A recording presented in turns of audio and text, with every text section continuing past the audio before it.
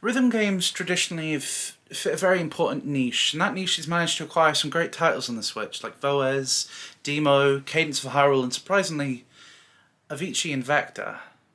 While I am a fan of rhythm games, admittedly I was never really a fan of Avicii before his passing in 2018, and still not really to this day. Not only is Avicii Invector a great rhythm title, it actively adds a little something extra to my understanding of his music. What more could you ask for?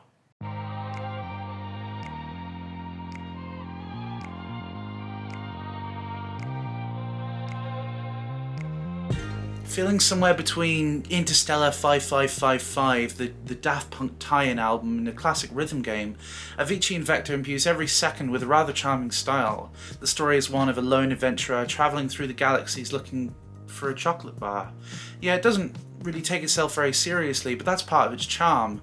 It doesn't feel like a cynical tearjerker, and from my admittedly limited knowledge of Avicii, this feels far more up to his character than I was expecting, and really, that's kind of wonderful. This moves on to the story, and the animations are vibrant and lovely, providing little bits of story and character after each song. As far as a campaign is considered, this is it.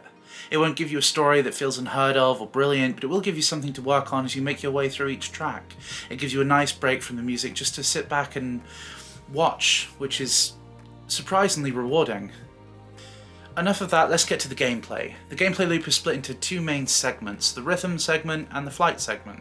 I've said segment a lot there. Let's talk about the rhythm first. In this part, you're moving forward on a straight track with the camera behind the ship in a similar style to Thumper without that psychedelic doom edge. You click L to hit the yellow bar, left and right to line up to the right button, then click X, A, Y or B depending on their colour. It has this nice sense of verticality as you wildly flip from side to side and upside down. For the most part, this feels well built and satisfying, but the colour scheme of each button is rather off-putting. Given blue means X here on an Xbox remote and X down the bottom on a PS4 remote, it becomes hard to reprogram your brain from the muscle memory already set beforehand. The Switch, on the other hand, doesn't really tend to put colours with buttons, so learning those things and then unlearning those things becomes a little bit of a challenge. Even playing on the hardest difficulty doesn't feel totally accurate due to that. Losing a 100-note streak due to the colour scheme leaves each level just a little bit worse off. That being said, everything outside of that is intuitive and rather fun, providing some honestly quite visceral controls. The second part of each level is a flight section. This is usually done as a cool down from a big chorus to sort of shake that rhythm you get yourself into. You fly the ship and land it between circles and continue on and build a higher score. This transitions smoothly into the more linear tracks to build up a little bit of hype before the difficulty of each chorus.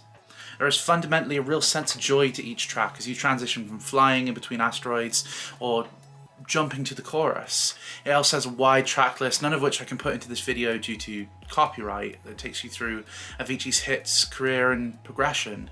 It does a good job to express some depth that a handful of big hits doesn't. The difficulty levels and large track lists will keep you going for some time, but it does start to fizzle out the further you go. The difficulty is limiting in its scope, and I started my first level on hard and made my way through pretty much each level without a struggle. And I wouldn't exactly consider myself a pro.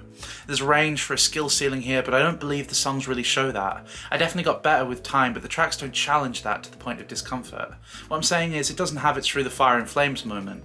This isn't necessarily a bad thing, but not having somewhere to work towards cuts off some of that need to want to actually be good. That progression gets lost a little bit. As I said in the title, Avicii Invector Encore Edition isn't a eulogy, it's a celebration. It doesn't cynically abuse or cash in on Tim's image or story. It feels joyful, fun, and offers enough to keep you going. This is an easy game to recommend to fans of rhythm games, Avicii, or both. If someone like me, who isn't a fan of his music, could get this much enjoyment from it, I'm sure you can too. I think I tend to call it, a little bit arbitrary to give a score, especially now, given that I'm not a fan of his music, so I'm appreciating it just for the game itself, whereas you could get a lot more out of it from that enjoyment. So I do find scores to be a bit arbitrary, but it would be quite high for this one. I think if you can get a chance to try it out, I don't see why you wouldn't. For, the price it's selling for, it is worth it, and if you like the look, you should check it out. I'd just like to thank the PR behind it for sending me on a code to review, and they also sent on this lovely B-roll because I got it on the Switch and my way of recording on the Switch is gone. So that sucks. But I'd just like to thank them for that. I got given the code for free, but I've not received any compensation to impact a review or even to do the review, and I will never do so in the future. So, you know, there's that. Thank you for watching, and have a good day. Goodbye.